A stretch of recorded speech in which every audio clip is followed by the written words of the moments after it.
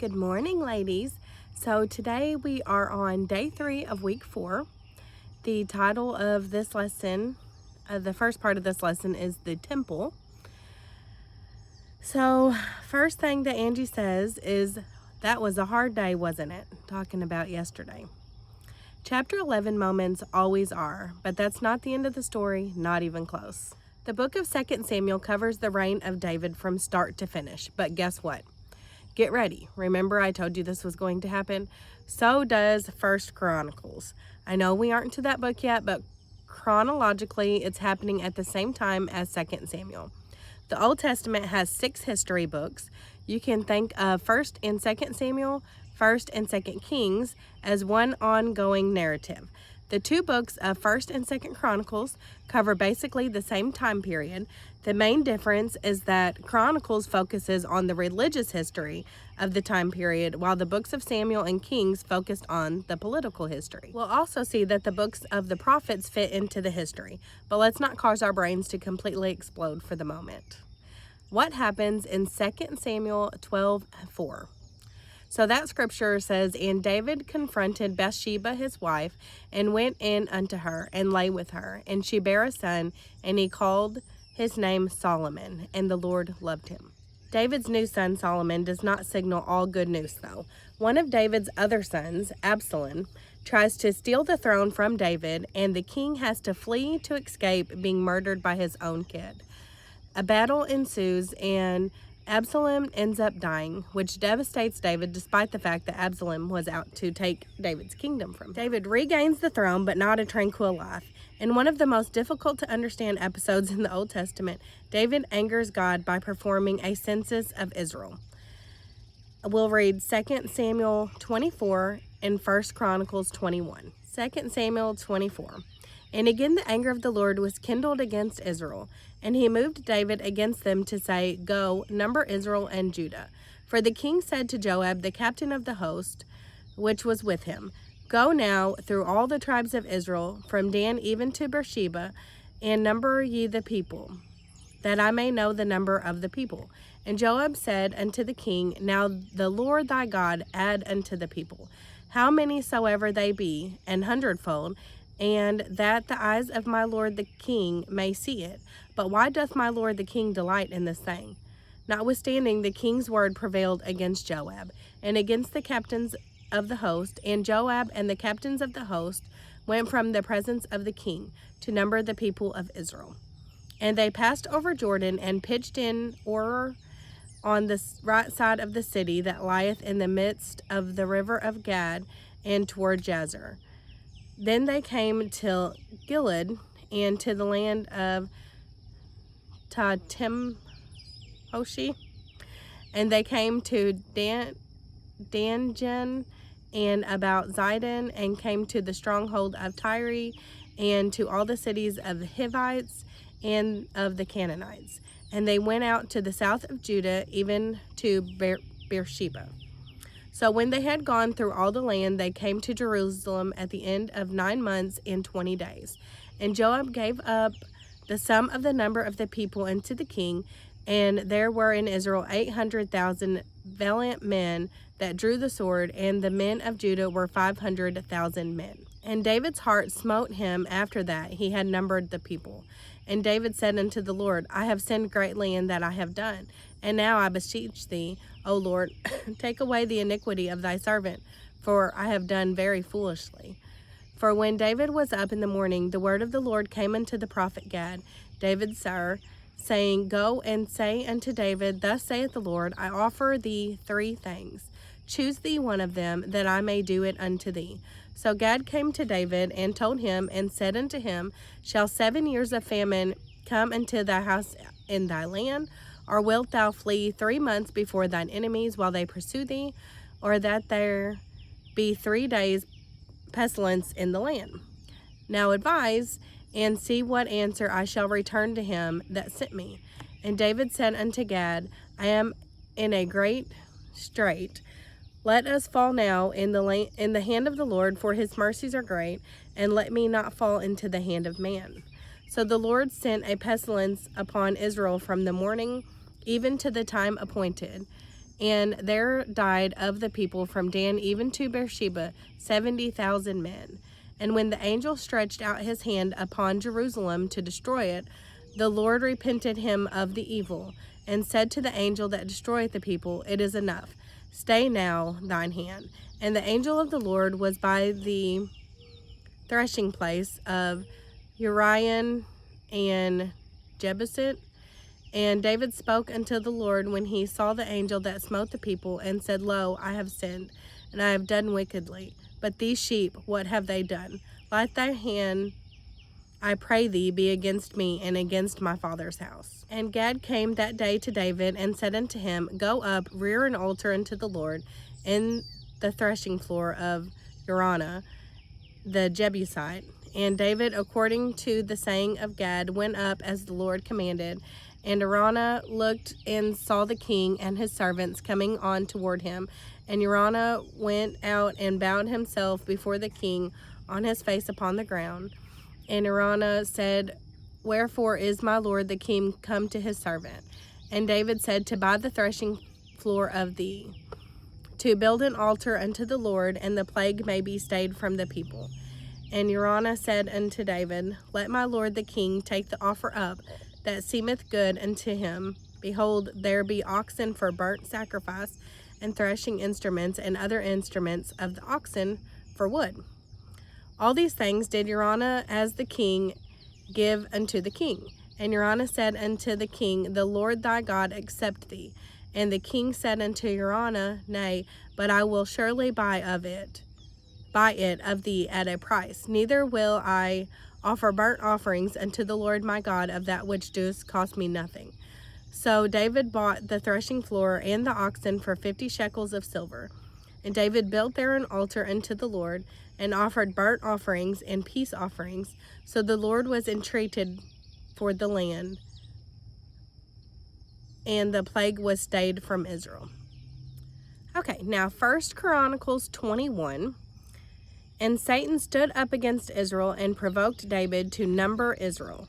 And David said to Joab and to the rulers of the people, Go, number Israel from Beersheba even to Dan, and bring the number of them to me, that I may know it. And Joab answered, The Lord make his people 100 times so many more as they be. But my lord the king, are they not all my lord's servants? Why then doth my lord require this thing? Why will he be a cause of trespass to Israel? Nevertheless, the king's word prevailed against Joab. Wherefore Joab departed and went throughout all Israel, and came to Jerusalem.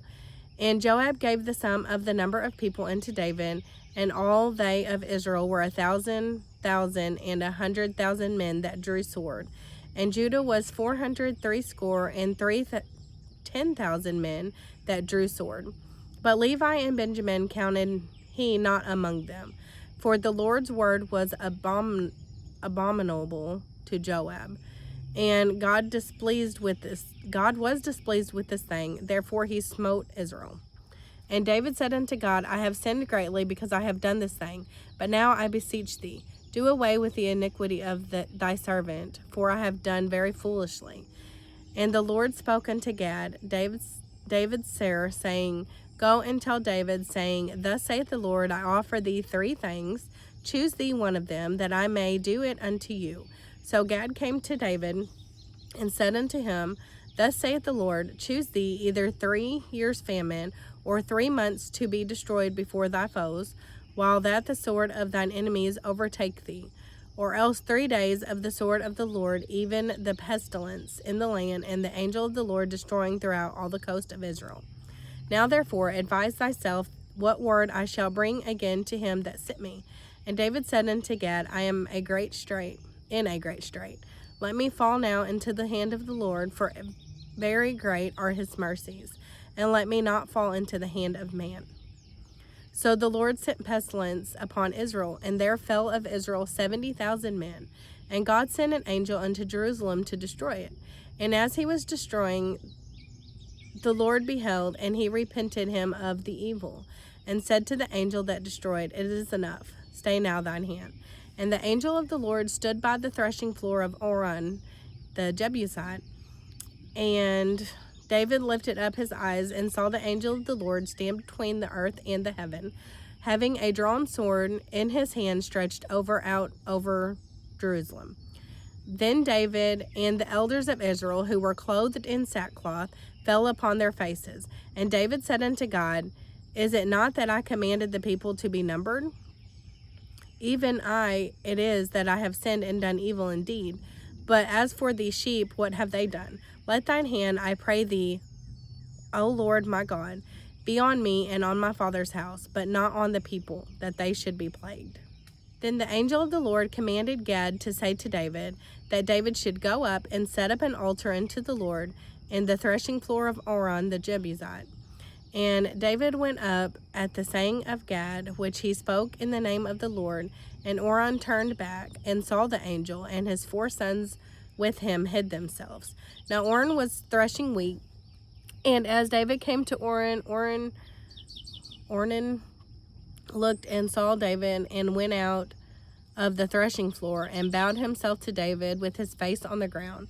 Then David said unto Ornan, Grant me the place of this threshing floor, that I may build an altar therein unto the Lord. Thou shalt grant it for me the full price, that the plague may be stayed from the people. And Ornan said unto David, Take it to thee, and let my lord the king do which is good in his eyes. Lo, I give thee the oxen also for burnt offerings, and the threshing instruments for wood, and the wheat for the meat offering, I give it all. And King David said unto Ornan, Nay, but I will verily buy it for the full price, for I will not take that which is thine for the Lord, nor offer burnt offerings without cost. So David gave Ornan for the place 600 shekels of gold by weight. And David built there an altar unto the Lord, and offered burnt offerings and peace offerings, and called upon the Lord, and he answered him from heaven by fire upon the altar of the burnt offering. And the Lord commanded the angel, and he put up his sword again into the sheath thereof. At that time, when David saw that the Lord had answered him in the threshing floor of Ornan the Jebusite, then he sacrificed there. For the tabernacle of the Lord, which Moses made in the wilderness, and the altar of the burnt offering, were at the season in the high place at Gibeon. And David could not go before it to inquire of God, for he was afraid because of the sword of the angel of the Lord. Okay, so what does David ask God to do in 2 Samuel 24:10 and 17? So, just a bit of a refresher, because I'm sure you don't remember everything that I just read. 2 Samuel 24:10 says, And David's heart smote him after he had numbered the people. And David said unto the Lord, I have sinned greatly in that I have done. And now I beseech thee, O Lord, take away the iniquity of thy servant, for I have done very foolishly. And then in 2 Samuel 24:17, and David spoke unto the Lord when he saw the angel that smote the people, and said, Lo, I have sinned, and I have done wickedly. But these sheep, what have they done? Let thine hand, I pray thee, be against me and against my father's house. As a punishment for David's action, God sends 3 days of pestilence on the land. To stop the plague, David goes to a man named Araunah and offers to buy his land to build a temple. Specifically, David wants to buy the threshing floor, where farmers went to separate the edible part of grain from the inedible part. You might note that some scholars say that the threshing floor is used in Scripture as a symbol of judgment. Araunah offers to give him the land, but David refuses, claiming that it must cost him something. In the end, David pays Araunah 50 shekels, roughly $25,000. Although David had begun to plan for the great temple that would house the Ark of the Covenant, he wouldn't be the one to build it.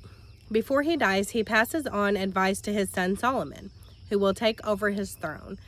List the things that David told Solomon in 1 Kings 2:1-4. Okay, 1 Kings 2:1-4. Now the days of David drew nigh that he should die. And he charged Solomon his son, saying, I go the way of all the earth. Be thou strong therefore, and show thyself a man, and keep the charge of the Lord thy God, to walk in his ways, to keep his statutes, and his commandments, and his judgments, and his testimonies, as it is written in the law of Moses, that thou mayest prosper in all that thou doest. and whithersoever thou turnest thyself, that the Lord may continue his word which he spoke concerning me, saying, If thou children take heed to their way, to walk before me in truth with all their heart, with all their soul, there shall not fail thee, said he, a man on the throne of Israel. So David tells Solomon to go out, to show yourself a man, to keep the commandments, the statutes, God's judgments, testimonies, as it's written in the law of Moses, that it'll prosper, that if they keep their focus on God, that any man on the throne of Israel will prosper. Solomon began his reign much like his father had, with a desire to please and honor God. One night in a dream, the Lord told him to ask for anything he wanted, and it would be given to him.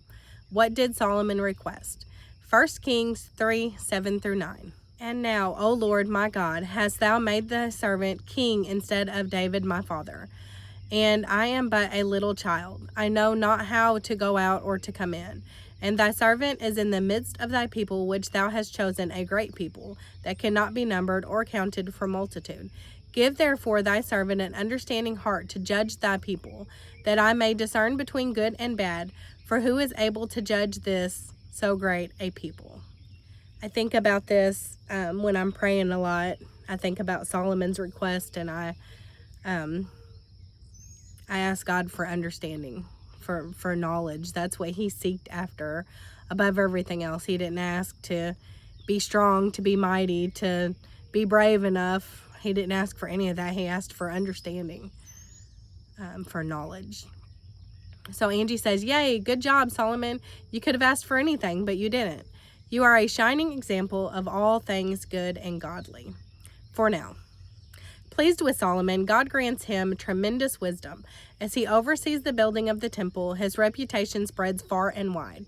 Solomon becomes the king with the most impressive brain and the most amazing structure people have seen. People seek him out to ask him questions about the meaning of life, and they travel hundreds of miles to see the magnificent temple in all of its splendor. Translation: Solomon is a hotshot. Remember how the first 10 chapters of 2 Solomon told of David's success, and chapter 11 started his downfall. The same story, but a different book, fits his kid. The first 10 chapters of 1 Kings are an ode to Solomon's greatness. Find chapter 11 in your Bible and summarize the first sentence. Okay, 1 Kings chapter 11, verse 1, But King Solomon loved many strange women, together with the daughter of Pharaoh, women of the Moabites, Amorites, Edomites, Zidonians, and Hittites. So to summarize that, he loved many women from all kinds of different tribes, which I'm going to say is not going to make God very happy. So turns out Solomon, like his father, has a love for the ladies, and he takes many wives. Some of them are from pagan cultures, and they lead him away from the one true God. Needless to say, this does not go over well with God. Under the reign of Saul, David, and Solomon, the kingdom was united. But because of Solomon's sin, God is going to allow a split to happen after Solomon dies. The northern kingdom, consisting of 10 tribes, will be called Israel, and the southern kingdom, consisting of Judah and Benjamin, will be called Judah. They will each have a series of kings ruling over them. Israel never had a good king, and Judah only had a few. Overall, it was a time of apostasy and chaos that lasted for hundreds of years. Read 1 Kings 15:29. Does that verse inspire you to become a king of Israel? I didn't think so. Let's see what it says. And it came to pass when he reigned that he smote all the house of Jeroboam. He left not to Jeroboam any that breathed until he had destroyed them, according unto the saying of the Lord, which he spoke to his servant Ahijah the Shilonite. If you think I'm about to tell you who all of those people are, rest assured, I have no such intentions. For the purposes of this study, 2 things are important. 1, none of those names have made a list of popular baby names in my lifetime. Number 2, Life for the northern tribes, Israel, went on this way until they were conquered by the Assyrians in 722 BC, if you are keeping tabs.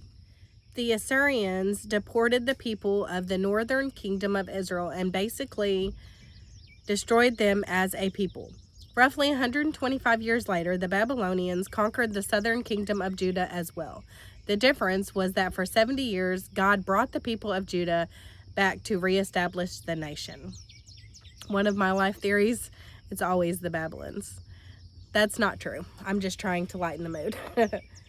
Here's a great bit of trivia for you. During the history of the northern kingdom, they had 20 kings. And almost twice as long, the southern kingdom had the same number of kings. What does that many kings suggest to you about the success of rebelling against God? I'm going to say that doesn't really pay off too good to try to rebel against God. He'll just replace you or let you die, kill you off. So, 2 tribes. North taken by Assyrians, south taken by Babylonians. The latter happens in 2 Kings 25 and 2 Chronicles 36, 17 through 21, and it's a big deal. I don't throw out a lot of dates in this study, but here's one that matters. Solomon's temple was destroyed by the Babylonians in 586 BC. Read 2 Chronicles 36, 18 through 19. What did Nebuchadnezzar, the leader of the Babylonian army, do to Jerusalem? Let's see. And all the vessels of the house of God, great and small, and the treasures of the house of the Lord, and the treasures of the king and of his princes, all these he brought to Babylon. And they burnt the house of God, and brake down the wall of Jerusalem, and burnt all the palaces thereof with fire, and destroyed all the goodly vessels thereof. Make no mistake, this is a dark, dark moment in the history of God's people. They're taken from the land he promised them, and held captive by their conquerors. Their grand temple, the dwelling place for the word of God, has been leveled. Does this spell the end of our Hebrew friends? No, because how long were the Jews in exile? 2 Chronicles 36:21. To fulfill the word of the Lord by the mouths of Jeremiah, until the land had enjoyed their Sabbaths, for as long as she lay desolate, she kept Sabbath, to fulfill 70 years. So the answer is 70 years, because a score is a 20-year period. So 70 would be 20, and then another 10 years would be 70. We've covered a lot today. We have. That was a lot of information.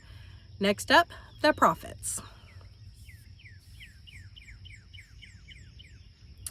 She's got a fun fact down here, so let's read that real quick. The Bible didn't begin as one book, but a library. Those who put together the English Bible arranged it, generally in chronological order, but by topics as well. The Hebrew Bible, our Old Testament, is divided differently in 3 parts. The law, the books of Moses, Genesis through Deuteronomy, the prophets, which include the historical books and what we call the prophets. The prophets includes the former prophets, Joshua, Judges, Samuel, Kings, the later prophets, major and minor prophets in the English Bible. Number 3, the writings, the Psalms, Proverbs, Job, Song of Solomon, Ruth, Lamentations, Ecclesiastes, Esther, Daniel, Ezra, Nehemiah, and Chronicles.